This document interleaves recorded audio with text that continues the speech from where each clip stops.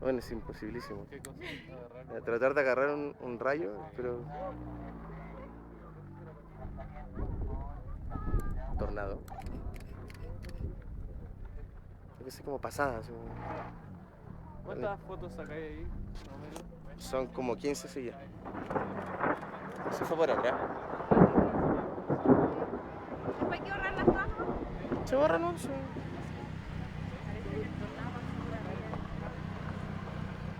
¡Oh! Esa valora acá.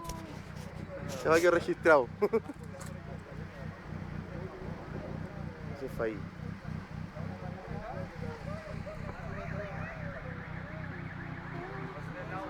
Yari. A los palotes, weón. Puta, que salgan de ahí, hombre. ¡Oh! Ya aquí vamos a estar todo el día.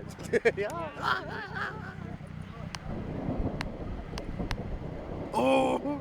Weón, la mía, weón. Eso.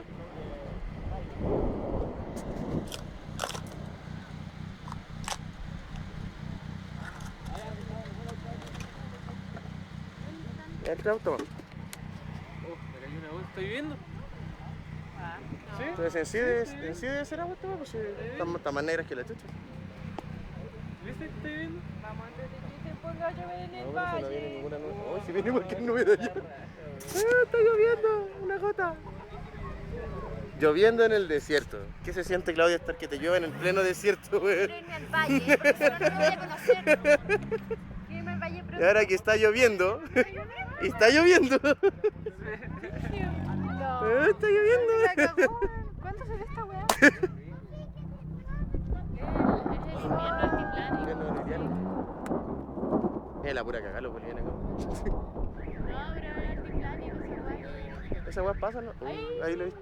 ¡Oh!